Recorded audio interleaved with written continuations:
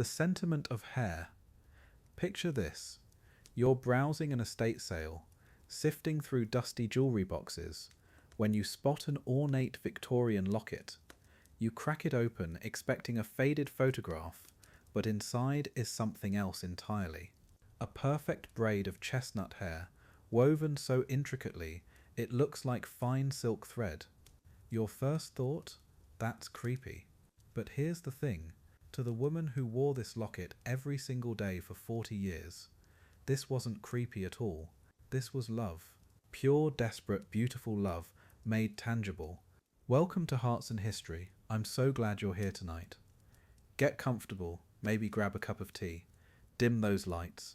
This is your invitation to fall asleep to history and wake up knowing something beautiful about the human heart. If you enjoy these stories, hit subscribe. And I'm curious, where in the world are you listening from right now? What time is it there? Drop a comment and let me know. There's something magical about sharing these moments across time zones. Now let's step into a Victorian parlour, 1850s England. Gas lamps flicker in a cosy parlour where 5 women gather around a mahogany table, but they're not here for tea or gossip. Their hands work with something far more precious, human hair. Each strand carefully sorted, cleaned, prepared for transformation. The blonde hair belongs to Margaret's sister, who died of consumption last winter. The dark brown curls, those came from Emma's husband before he sailed to India. These women aren't morbid, they're artists, and tonight they're turning memory into jewellery. See, the Victorians understood something we've forgotten. Hair doesn't decay. Flowers wilt, photographs fade, but human hair, it lasts centuries. Literally, they had a saying back then, hair survives us like love. Think about that. In an age when people died young, when cholera could sweep through a neighbourhood in weeks, when half of all children didn't see their 5th birthday, hair became their way of holding on, of keeping pieces of people close to their hearts. Queen Victoria made this an art form. When Prince Albert died in 1861, she didn't just grieve, she built a shrine.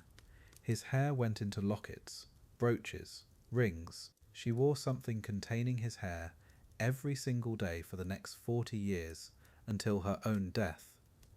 This wasn't unusual behaviour. This was fashion. The Queen's grief became the Empire's obsession. Suddenly, every proper Victorian woman needed hair jewellery. The demand was so massive that England started importing 50 tons of human hair annually. But here's what gets me about this whole thing. It wasn't just about death. Friends exchanged locks like we exchange phone numbers. A young woman heading off to school might give her best friend a curl to remember her by. Sweethearts traded hair before long separations. Mothers kept their children's baby hair in special albums. This was their way of saying, you matter to me, of creating physical proof that love existed, that connections were real. Picture Sarah, a young widow in 1863. Her husband died at Gettysburg, and all she has left is a lock of his dark hair that he cut before marching off to war. Every evening she sits by candlelight, learning to weave his hair into a watch chain. Her fingers memorize each strand. The repetitive motion becomes meditation, prayer, connection. When she's finished months later, she'll have something tangible to touch when grief threatens to overwhelm her. The parlour conversations must have been something else. Whose hair are you working with today, Mary? Oh, this blonde bit is from little Jenny's first haircut, and the brown is from my dear Robert. They talked about the dead like they were still present, because in their hands, carefully woven into bracelets and brooches, they were. Death wasn't an ending, it was a transformation. From person to memory to art, you could wear against your skin. Women's magazines published patterns like we publish recipes today. The forget-me-not design requires 12 strands of light brown hair, 4 of golden. They had names for different techniques: table work, palette work, tube weaving. This wasn't amateur hour crafting. This was serious artistry requiring genuine skill. A single bracelet might take weeks to complete. Every loop, every twist was deliberate. Every piece told a story about who mattered, who was remembered, who was loved. As you drift off tonight, think about those Victorian women in their gaslit parlours, fingers moving in ancient rhythms, transforming loss into beauty. They understood something profound, that love needs form, that memory requires substance, that the invisible bonds between souls sometimes need visible expression. Tomorrow, we'll discover exactly how they created these intricate masterpieces. But for now, just feel the weight of devotion that moved their hands through hair, through time, through the endless human need to hold on. Mortality and mourning. To understand why Victorians wove jewellery from hair, we need to understand their relationship with death itself. This wasn't our modern world where death happens in hospitals, hidden away from daily life. In Victorian England, death lived in your parlour. It sat at your dinner table. The average lifespan? About 50 years, assuming you survived childhood at all. Families watched loved ones die at home, held their hands through final breaths, prepared their bodies for burial themselves. Diseases swept through communities like wildfire, cholera, typhus, diphtheria, scarlet fever, names that strike fear now, but were household vocabulary then. Infant mortality was devastating. 1 in 5 children didn't see their first birthday. 1 in 3 didn't reach age 5. Imagine planning a family knowing those odds. Imagine naming a baby while already preparing your heart for potential loss. This constant presence of death shaped everything about Victorian life. Death wasn't sanitized or medicalized. When someone died, their body remained in the family parlour for days. Children played in rooms where their grandparents lay in state. Neighbours came to pay respects, touching the deceased, saying goodbye. This intimacy with mortality created a culture that didn't fear death the way we do. They understood it as part of life's natural rhythm. But understanding doesn't mean it hurt any less when death took someone you loved. Society developed elaborate frameworks to process grief, especially for women. Mourning wasn't just personal, it was public performance. The rules were strict, the expectations suffocating. A widow entered first mourning wearing only black, head to toe, no jewellery except jet, no social events, no bright colours for at least a year. Second mourning allowed grey and white touches. Full mourning could last 2 years or more. These weren't suggestions. They were social requirements with real consequences for breaking them. Then Prince Albert died in December 1861. Queen Victoria was 42, completely devoted to her husband of 21 years. His death shattered her world. She retreated from public life, wore only black, commissioned memorial after memorial to his memory. But here's what's remarkable. She never stopped mourning. Not after a year, not after 5 years.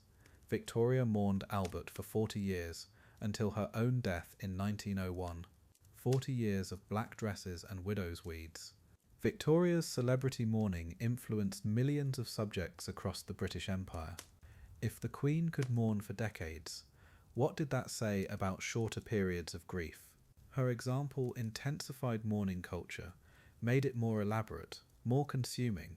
Women looked to her as the ultimate model of proper widowhood. They studied her mourning wardrobe, copied her memorial practices, extended their own mourning periods to match her devotion. Grief became competitive, performative, endless.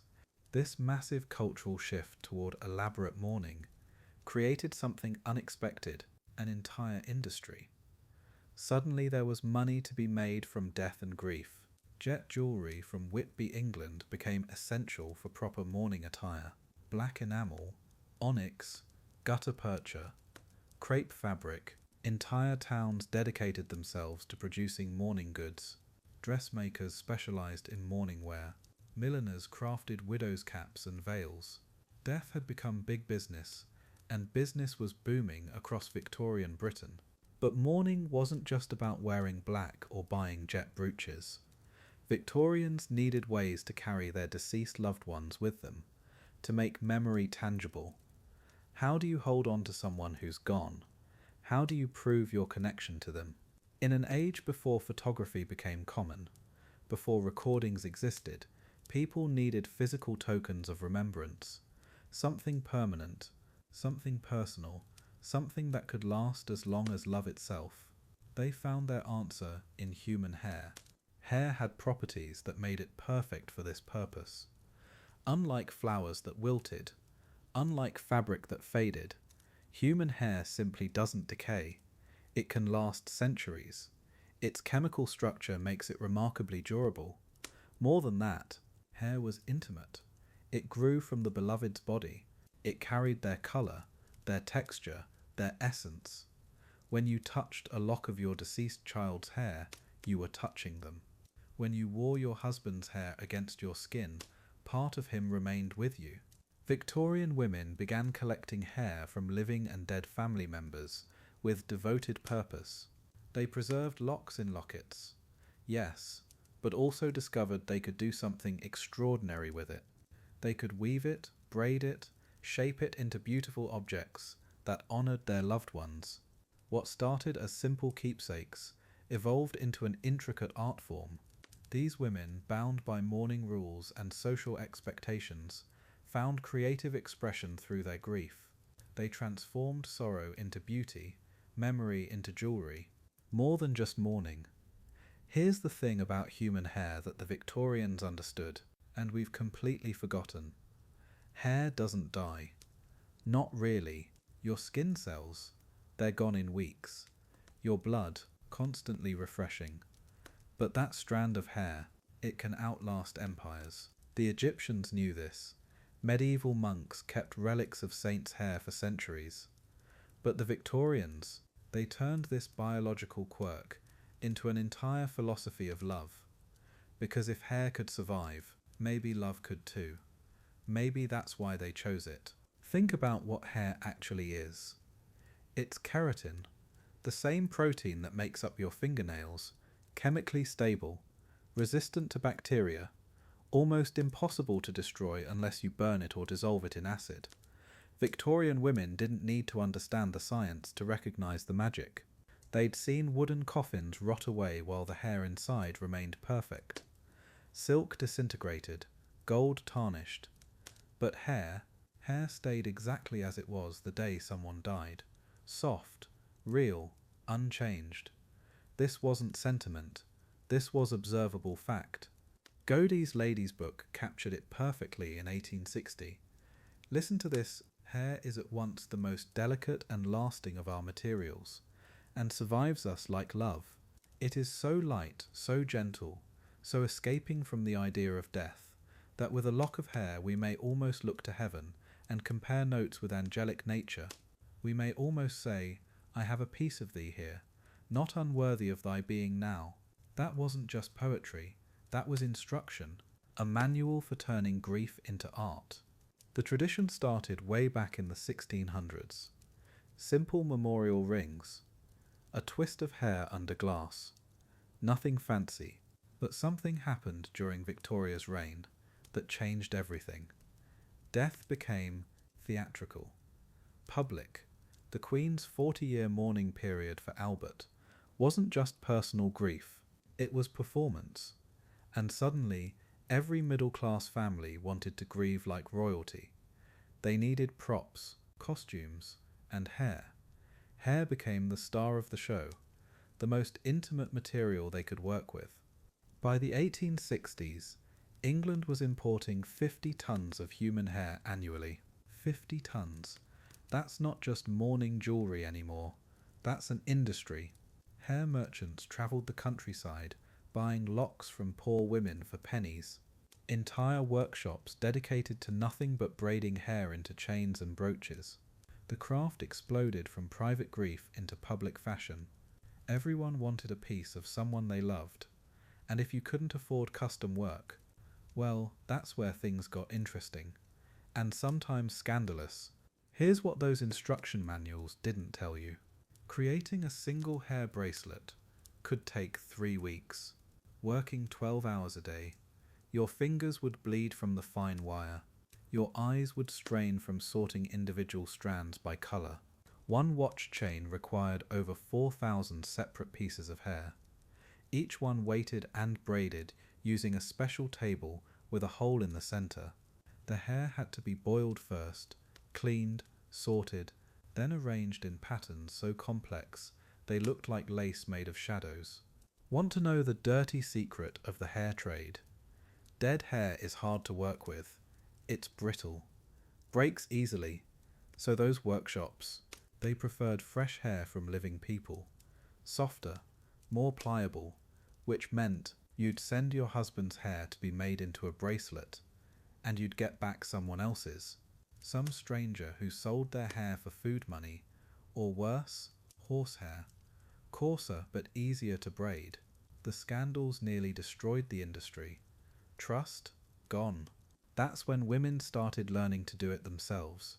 But here's the deeper truth the Victorians grasped. Hair endures because love endures.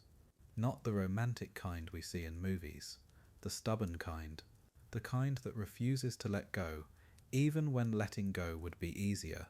A mother braiding her child's curls into a brooch wasn't just preserving hair, she was preserving connection, making the invisible visible, turning memory into matter. In a world where people died young, and often, this wasn't morbid, this was survival, this was hope made tangible. The complexity of these pieces was staggering. Single bracelets incorporated hair from multiple family members, living and dead, different colours woven into patterns that told stories. A grandmother's silver threads forming the border, a baby's golden curls creating the centre motif, a husband's brown hair making the chain that held it all together. These weren't just accessories, they were genealogical trees you could wear, family histories written in keratin and gold. Each piece required skills that took years to master. And this is just the beginning. Because once Victorian women mastered the basics, once they could braid a simple watch chain or weave a memorial ring, they wanted more. They pushed the craft to its absolute limits. Entire portraits made from hair, three-dimensional flowers that looked real until you touched them. Jewellery so intricate it defied belief.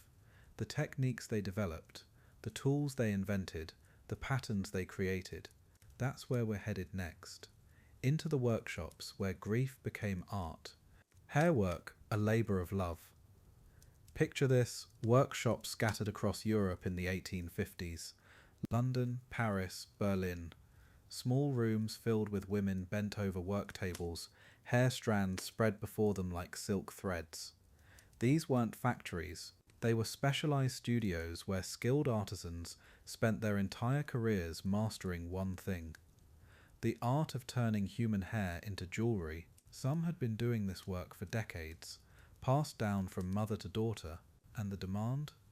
Absolutely insane. Orders flooding in from across the British Empire. These artisans weren't just crafters, they were artists. Take Margaret Whitley in Leeds. She could identify hair origin just by touch. Irish hair felt different from German hair. Living person's hair versus, well, hair from the departed.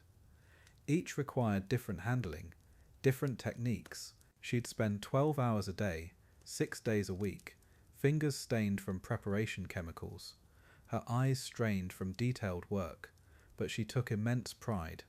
Every piece that left her workshop was perfect, absolutely perfect. The preparation process was brutal. Hair arrived dirty, tangled, sometimes crawling with lice. First step, boiling. Not just rinsing, actually boiling the hair in soda water to strip away oils and parasites. Then came sorting, by length, by colour, by texture. A single bracelet might require hair strands sorted into 20 different categories. Grey hairs separated from brown, coarse strands from fine, dead hair from living. This part alone could take days. Now here's where it gets fascinating. The actual weaving techniques had names: flat braid, round braid, table work, palette work. Each created different textures and patterns. Table work used a special board with holes drilled through it. Hair strands hung through these holes, weighted with tiny lead bullets. The artisan would lift and cross strands in precise sequences. One mistake? Start over. A watch chain required exactly 168 individual crossings. Miss one crossing, and the whole piece would unravel. The time investment was staggering. A simple ring, 3 days, an elaborate bracelet, 2 weeks minimum, a full jewellery set with matching necklace, earrings and brooch. 3 months of dedicated work, and that's assuming nothing went wrong. Hair would break, patterns would get messed up, clients would change their minds mid-process. Some pieces required hair from multiple family members, living and dead, woven together, creating literal family trees you could wear around your wrist. The attention to detail was obsessive. Every strand had to be exactly the same tension. Too loose and the piece would sag, too tight and it would snap. Colours had to flow seamlessly. No visible joints where different sections connected. The final pieces looked like fine metalwork until you examined them closely. Then you'd realise this entire bracelet is made from someone's actual hair, woven so tightly it feels solid, so perfectly crafted it seems impossible that human hands created it. But here's where things got ugly. By the 1860s, demand was so high that some workshops started cutting corners. Clients would send precious hair from their deceased husband or child, expecting it back as jewellery. Instead, they'd get pieces made from complete strangers' hair, or worse, animal hair. Horsehair was popular because it was coarser, easier to work with, cheaper too. Families discovered they'd been wearing horsetail bracelets, thinking they carried their grandmother's memory. The scandals were massive. Newspapers ran exposés. Women would have their hair work analysed and discover it wasn't human at all. Imagine the betrayal. You've spent months wearing what you thought was your child's hair, only to learn it's from some random pig or horse. Trust in commercial hair workers collapsed. Lawsuits flew. The industry's reputation took a massive hit. Something had to change, and it did in the most unexpected way possible. Women started doing it themselves, at home. Instruction manuals appeared everywhere.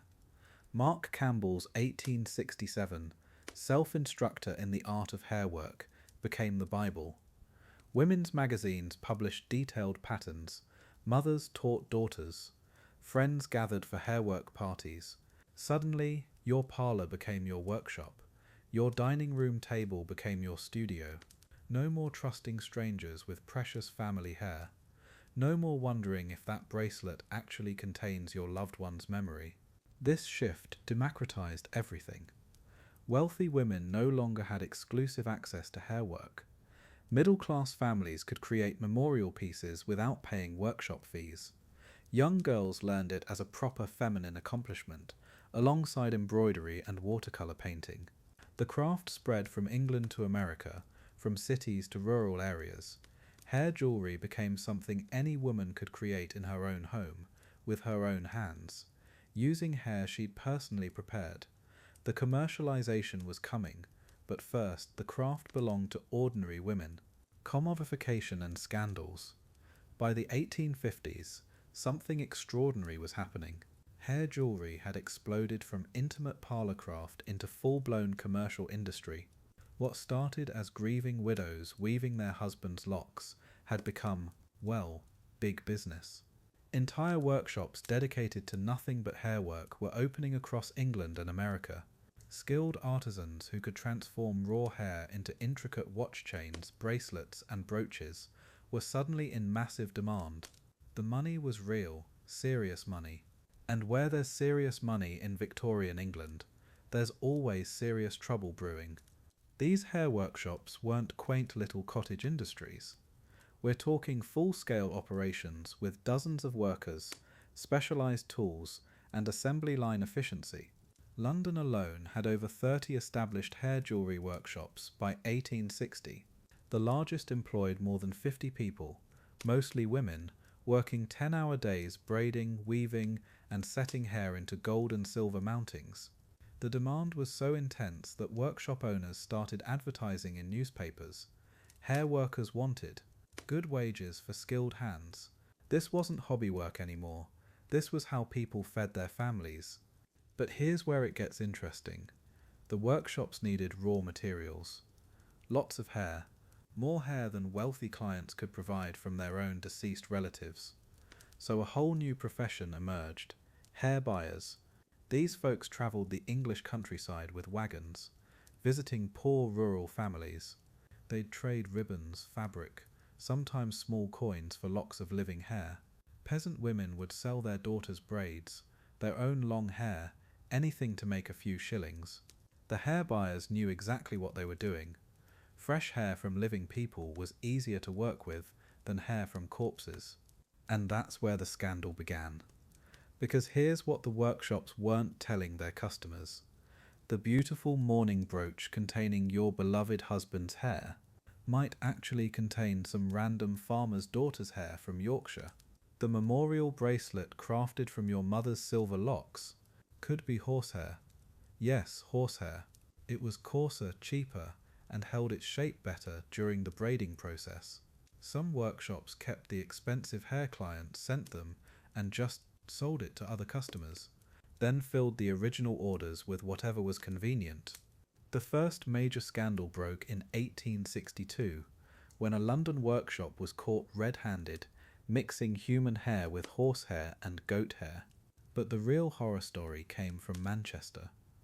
A workshop there had been collecting hair from deceased customers for years, and just using random hair for everyone's orders. Doesn't matter who you were mourning, everyone got the same communal blend of stranger hair. When this hit the newspapers, public outrage was swift and brutal. Women who thought they'd been wearing their mother's hair discovered they were wearing some unknown person's hair instead. Let me paint you a picture of the English towns that built their entire economies around hair work. Places like Whitby, already famous for jet jewellery, became hairwork capitals. Walk down the main street and every other shop was hair-related. Workshops, suppliers, tool makers, even specialised boarding houses for travelling hair buyers. The sound of these towns was unique, the gentle clicking of hair being woven on special tables, the soft conversations of women working side by side, creating art from the most personal material imaginable. Until the scandals hit, anyway. Picture the bustling workshop floors before everything went wrong. Women bent over intricate patterns, their fingers moving with practiced precision, hair sorted by colour and texture hanging from wooden frames like silk skeins. The smell of hair preparation, not pleasant actually. Hair had to be boiled, treated with chemicals to make it pliable. The workshops were loud, smelly, and incredibly productive. A skilled hair worker could complete a simple bracelet in 3 days, a complex watch chain in 2 weeks. The most talented artisans earned wages comparable to skilled male tradesmen. That was rare for women in 1860. But as more scandals emerged, the trust that held this entire industry together started crumbling. Women's magazines began publishing exposés. How to detect false hair in your memorial jewellery became actual headlines. Customers started demanding proof that their hair hadn't been swapped. Some workshops tried offering certificates of authenticity, but who was going to verify those? The damage was done. An industry built on the most intimate trust, personal grief, family memory, love itself, had been caught lying to its customers for profit. The response was predictable but brilliant. Do it yourself. Women's magazines like Godey's Ladies' Book started publishing detailed instructions for at-home hairwork. Why trust strangers with your most precious materials, they asked. Learn to honour your departed loved ones with your own hands. Mark Campbell's self-instructor in the art of hairwork became a bestseller. Suddenly, middle-class parlours across America and England were filled with women learning to weave hair patterns, sharing techniques, teaching their daughters this newly essential feminine skill. This shift from commercial workshops to home craft changed everything. What had been a luxury industry accessible only to the wealthy became a democratic art form. Any woman could learn to weave a memorial bracelet or friendship ring. Mothers taught daughters, friends gathered for hair-working circles the way they once gathered for quilting bees. The scandals had accidentally democratized hairwork, transforming it from exclusive trade into widespread domestic skill. Sometimes the best things happen when trust breaks down and people decide to take matters into their own hands. Hairwork, a symbol of pluralism. Here's where the story gets really interesting. We've been talking about grief, about loss, about mourning, but that's only half the picture. Victorian hairwork wasn't just about death, it was about life, about friendship, about love between people who were very much alive and wanted to stay connected. Think about it. When your best friend moves across the country, what do? You exchange phone numbers. Maybe follow each other on social media. Victorians, they exchanged locks of hair. Picture this. Two teenage girls in 1865, maybe students at the same boarding school. They're about to graduate, go their separate ways. One's heading back to her family's farm in Ohio, the other to Boston high society. They might never see each other again. Letters will take weeks to arrive, so they sit together one last evening, carefully cutting small locks from each other's hair. Not for some morbid reason, just friendship, pure and simple, a physical reminder that someone somewhere cares about you. The Victorians had this whole system worked out. Different designs meant different things. If you saw a woman wearing a hair bracelet with black enamel and weeping willows, that was mourning jewellery. Someone had died, but if the same bracelet had tiny gold hearts or clasped hands, that was friendship jewellery. Love between the living. The hair might belong to her sister in California, her childhood friend who'd married and moved to Ireland, her cousin serving in the army. Connection made tangible. What's wild is how normal this was. Women's magazines published patterns right alongside recipes and fashion tips. Here's how to make a nice roast beef. Here's the latest bonnet style. And oh, here's how to weave your friend's hair into a watch chain. Godey's Ladies' Book ran regular features on hairwork techniques. Not as some weird curiosity, this was standard domestic skill, like knowing how to embroider or play piano, just part of being a proper Victorian woman. Think about the intimacy of it. Someone trusts you enough to cut a piece of themselves and give it to you, and you care enough to spend weeks learning complicated braiding techniques, working by candlelight, pricking your fingers on tiny wires, just to turn that gift into something beautiful, something you can wear close to your heart. It's not about death or grief. It's about saying you matter to me in the most literal way possible. You become part of my daily life. The designs tell the whole story. Friendship pieces were lighter, brighter. Instead of those heavy mourning symbols, urns and tombstones and weeping angels, you'd see flowers, birds, hearts intertwined. Sometimes they'd incorporate colourful stones. Turquoise was popular for friendship jewellery. The hair itself might be blonde, brown, red, whatever your friend's natural colour was. No need to dye it black like mourning pieces. The whole aesthetic was about life, about joy, about connection between people who chose each other. Lovers did this too, obviously. A young man heading off to sea might leave his sweetheart a lock of his hair, braided into a ring. She'd wear it while he was gone, twisting it around her finger when she missed him. When he returned, maybe months later, maybe years, she'd have something of him she'd carried every single day, and he'd probably have a similar piece from her, tucked in his pocket or worn close to his chest. Physical proof that someone was thinking about you. Family members exchanged hair too. Sisters, mothers and daughters, cousins. It wasn't always about saying goodbye forever. Sometimes it was just, I want to carry a piece of you with me. A daughter leaving home for the first time might wear her mother's hair braided into a bracelet. Comfort jewellery. A reminder that home was always there, that someone loved her unconditionally. These weren't symbols of loss. They were symbols of belonging, of being part of something bigger than yourself. What gets me about this whole tradition is how universal the impulse is. We still do this, just differently. We keep photos in our wallets. We wear wedding rings. We save ticket stubs from special dates. We collect souvenirs that remind us of people and places we love. The Victorians just used hair because, well, what could be more personal than that? It's literally part of someone's body. It's unique to them. It lasts forever. Perfect material for preserving connection. So when you see Victorian hair jewellery in a museum, don't just think about death and mourning. Think about friendship. Think about young women promising to remember each other. Think about lovers separated by distance but not by affection. Think about families staying connected across miles and years. These little braided treasures weren't just about grief, they were about love in all its forms. The universal human need to hold on to the people who matter, to make the invisible bonds between us visible, touchable, real. The power of women. Picture this, 1860s England. While men are off running banks and factories, women are quietly building an empire from their parlours. Hair jewellery. Sounds weird, right? But here's what's wild. This feminine craft was generating serious money. We're talking about an industry that employed thousands, created wealth, and gave women economic power in ways nobody expected. These weren't just housewives playing with crafts. They were entrepreneurs, artisans, business owners.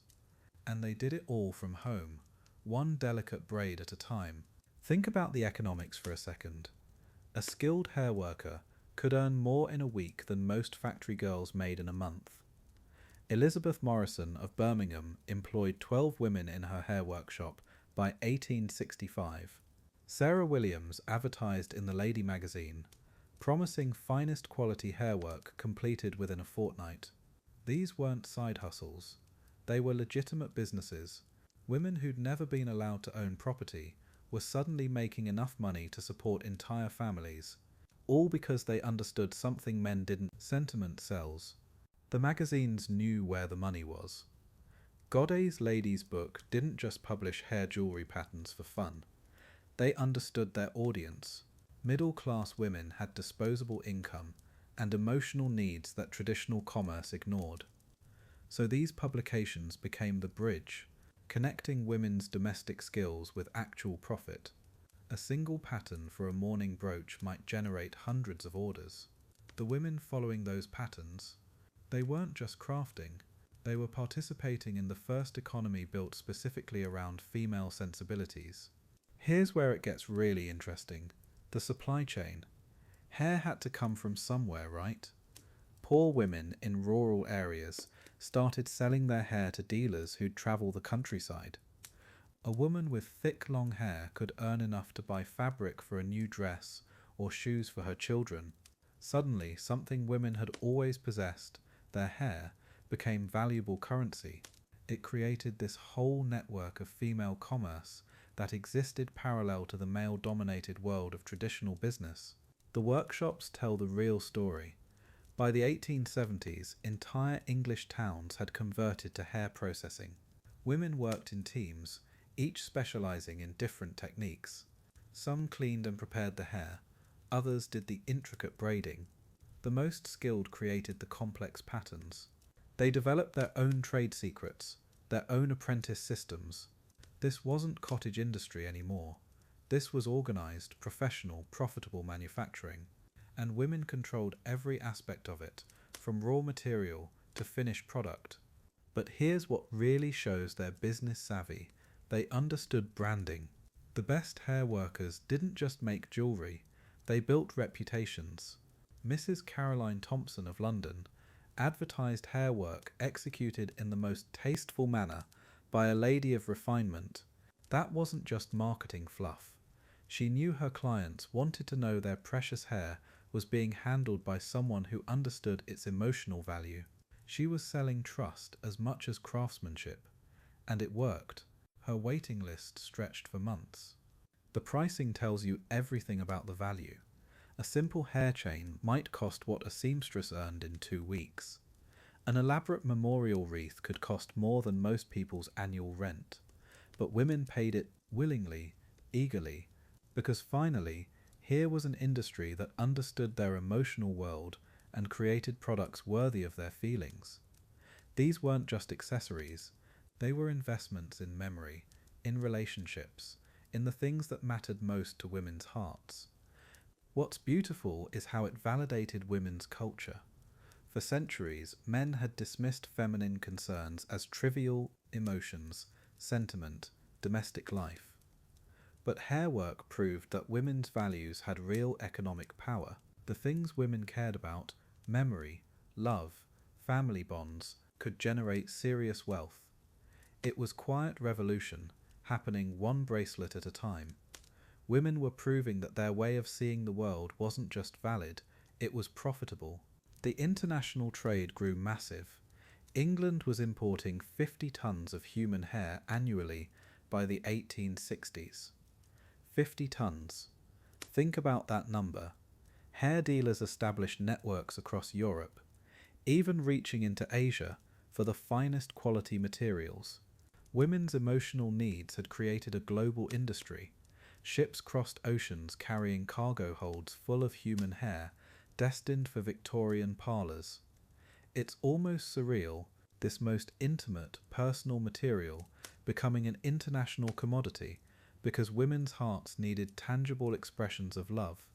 This was empowerment in its purest form. Women took something they'd always possessed, their understanding of emotion, their skilled hands, their need to create meaning from loss, and they built an empire. They proved that feminine values weren't weaknesses to be hidden, but strengths to be monetized. By the time Queen Victoria died, thousands of women had gained financial independence through hair work. They'd created their own economy, their own rules, their own version of success, and it was magnificent. Decay of a tradition. January 22nd, 1901. Queen Victoria dies at Oswesthorpe House. With her goes something else, something no one saw coming. The woman who made mourning fashionable, who turned grief into an art form, takes the hairwork tradition down with her. It didn't happen overnight, but by 1910, the parlours once filled with women weaving locks into jewellery had gone quiet. The craft that employed thousands was becoming a curiosity. What killed it? Well, that's where this gets interesting. First, death moved out of the house. Funeral homes were taking over, and that changed everything. Remember, hairwork thrived because Victorians lived with death. Grandma died in the front bedroom. The wake happened in the parlour.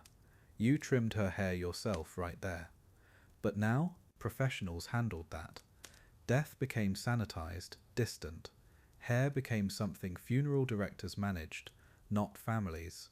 The intimate moment of cutting a loved one's lock that was slipping away, and with it the personal connection that made hairwork meaningful.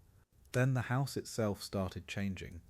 Those heavy Victorian parlours with their dark wallpaper, thick drapes, layers of everything out of fashion. The new century wanted light, air, simplicity. Arts and crafts movement was taking over. Clean lines, natural materials, and suddenly those elaborate hair wreaths under glass domes. They looked ridiculous, cluttered, old-fashioned. Interior designers were telling people to clear out the Victorian clutter. The hair jewellery went with it, tossed into attic trunks, sold at estate sales, forgotten. Women's fashion was transforming too. The Edwardian era brought lighter fabrics, brighter colours, a whole different silhouette. Those heavy mourning brooches that looked perfect against black silk. They appeared clunky on delicate lace blouses. The new Gibson girl look didn't call for sombre hair jewellery. Fashion magazines stopped featuring hairwork patterns. Young women weren't learning the techniques from their mothers. The chain of knowledge was breaking. Skills passed down through generations were simply stopping. And here's what really finished it off. Germs. The late 1800s brought new theories about hygiene. People were learning about bacteria, contagion, sanitation. Suddenly keeping organic materials seemed gross. Hair that once symbolized eternal love now looked like a breeding ground for disease. Medical journals warned against keeping biological materials in the home. What had been beautiful became unsanitary. The very properties that made hair perfect for memorials, its organic nature, its human origin, now worked against it. By 1920, it was over. Shops that specialized in hairwork closed their doors. The skilled artisans found other trades. Instruction manuals gathered dust in bookshops. A craft that had employed thousands, that had created an entire industry, it happened so completely that by the 1950s, people finding Victorian hair jewellery in their grandmother's things had no idea what they were looking at. They threw away pieces that had taken months to create, that had held someone's deepest grief and love. The saddest part, so much knowledge was lost. Those intricate braiding techniques, the way to prepare hair for weaving, the symbolic meanings of different patterns, gone. Women who had devoted their lives to perfecting the craft took their secrets to the grave. Books were discarded. Tools were melted down or repurposed. An entire artistic tradition, as sophisticated as any other Victorian craft, vanished as completely as if it had never existed. The connection between generations, literally woven in hair, was broken. For decades, hairwork lived only in dusty antique shops and estate sale boxes. Dealers didn't know how to price it. Collectors didn't understand it. Museums labelled it as curiosities rather than art. The beautiful bracelets, the intricate wreaths, the delicate watch chains, they became oddities from a morbid past. People would pick up a piece, shudder, and put it back down. The craftsmanship was invisible. The love that created these pieces was forgotten. They were just creepy old things made from dead people's hair. But here's where the story turns hopeful. In the 1990s, something beautiful started happening. Scholars began studying Victorian mourning culture seriously. Art historians recognized the skill involved in hairwork. Collectors started appreciating these pieces, not as morbid curiosities, but as remarkable artifacts of love and craftsmanship. Museums began proper exhibitions.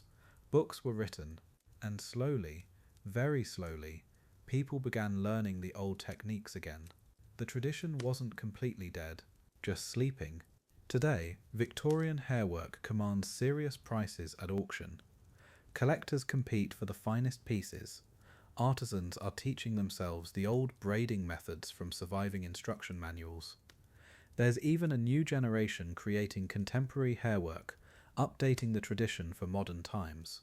What was once dismissed as macabre is now recognized as beautiful, meaningful, deeply human. The Victorians understood something we're only rediscovering, that love needs physical form, that memory requires something we can touch. Maybe we're not so different after all. Hairwork, a modern revival. It started with a dusty manual in a university library.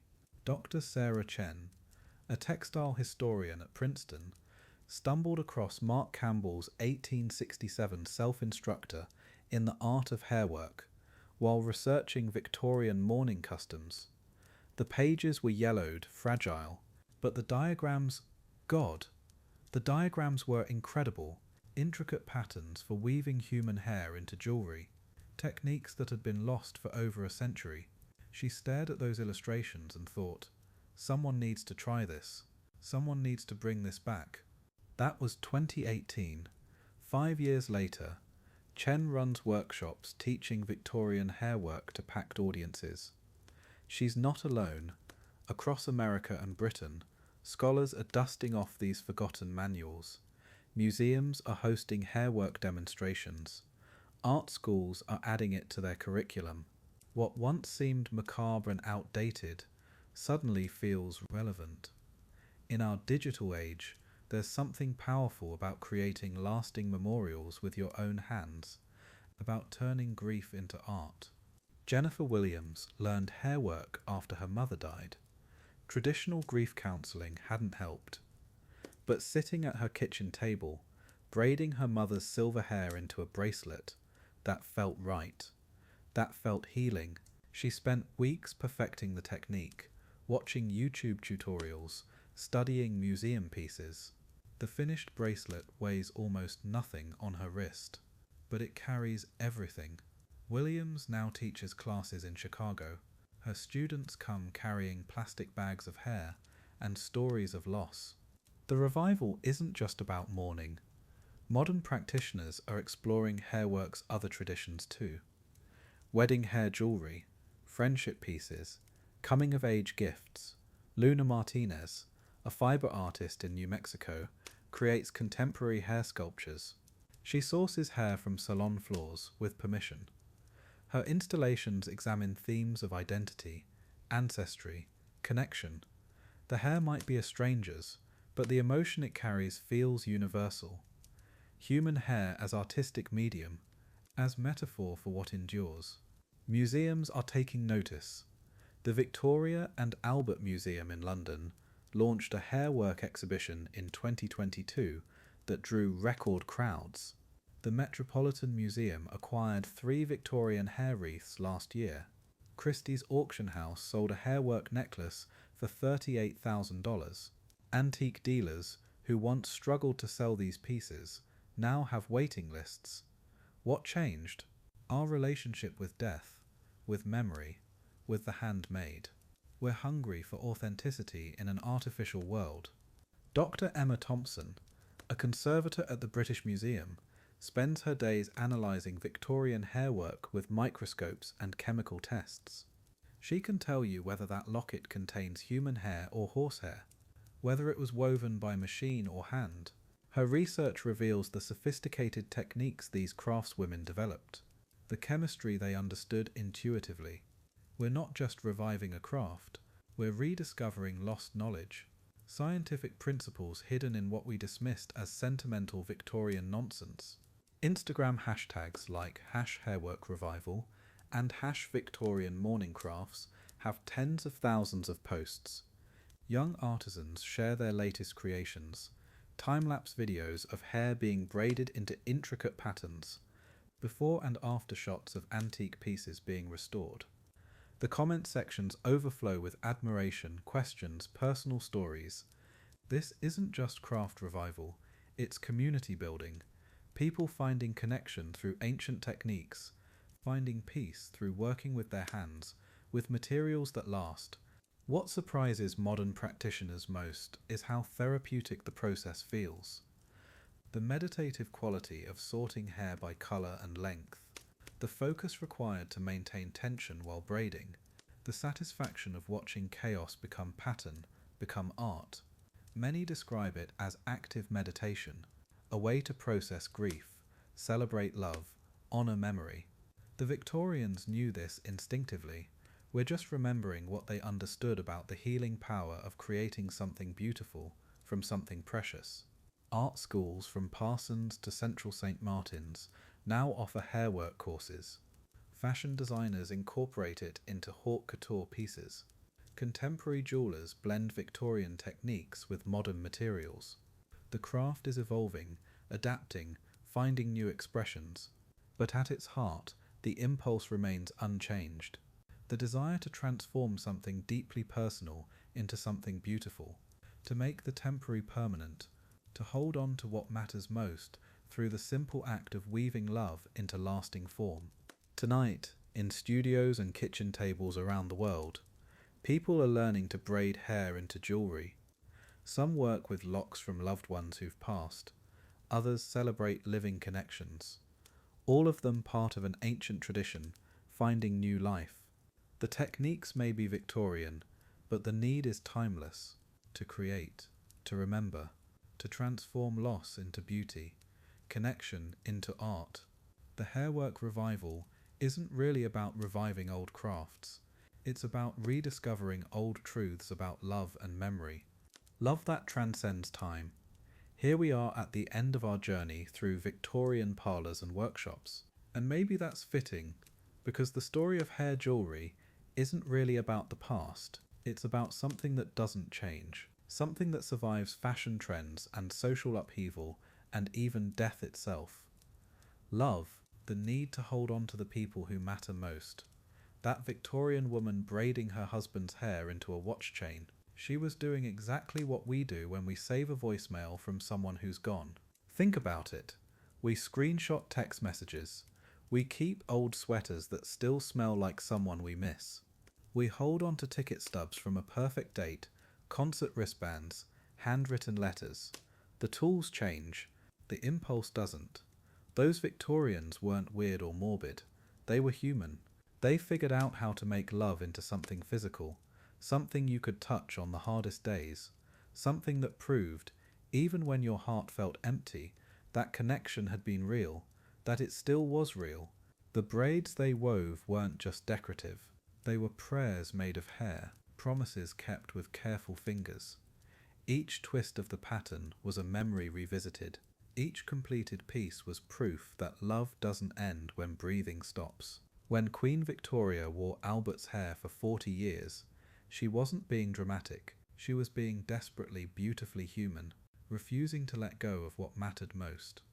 And honestly, good for her. Some things deserve to be held onto, even when the world says it's time to move on. What strikes me most about these hair artists is how they transformed grief into beauty. Not in some shallow way, but genuinely, they took the hardest human experience, losing someone, and turned it into craft, into art, into something that could be passed down through generations. Your great-great-grandmother's mourning brooch isn't just an antique. It's proof that someone loved so deeply they needed to make that love visible, wearable, permanent. That takes a special kind of courage, doesn't it? The techniques they used, table work, palette work, weaving hair like fine thread, these weren't simple crafts. They required patience, dedication, hours of careful work for a single bracelet. But that time wasn't wasted. It was meditation. It was a way of spending time with memory, of sitting quietly with love, and letting it move through your fingers into something lasting. We could use more of that now. More patience with our grief, more respect for the process of remembering. Picture those Victorian parlours where women gathered to work on their hair jewellery, sharing techniques, sharing stories, sharing the weight of missing someone. There's comfort in that, in knowing you're not alone with your need to hold on to people. The friendship pieces they made, hair exchanged between living women, as tokens of affection, that tradition speaks to something we've maybe lost. The idea that friendship deserves ceremony, deserves its own rituals and symbols and sacred objects. When that industry faded after Victoria's death, we lost something valuable. Not just the craft itself, but the understanding that sentiment has worth, that making things beautiful matters, that taking time to honour our connections to the living and the dead isn't frivolous or old-fashioned. It's essential. Those hair workers weren't stuck in the past. They were creating bridges between past and present, between memory and reality, between what was and what still is. Hair survives us like love, they used to say. And they were right. In museums today, you can still see those delicate braids, those intricate patterns, those careful flowers woven from human hair centuries ago. The people who made them are gone. The people who wore them are gone. But the love that motivated their creation, that's still here. In every photograph we save, every memory we protect, every way we refuse to let go of what matters most. So as you settle into sleep tonight, maybe think kindly of those Victorian hands, patient and careful, turning grief into gold, memory into jewellery, love into something that could last. They weren't so different from us. They just had different tools, different ways of saying, you matter to me. You always will. The impulse is the same. The need to hold on to beauty, to make love visible, to create something lasting from our most fleeting moments. Rest easy, knowing that human connection transcends time, transcends fashion, transcends even death itself. Those Victorian lovers and mothers and friends, they found their way to make the invisible visible, the temporary permanent, and in their quiet workshops and careful fingers, They proved something beautiful. Love always finds a way to remain. Sweet dreams, and may your own connections, past, present, and future, be as enduring as those delicate braids that survive us like love itself.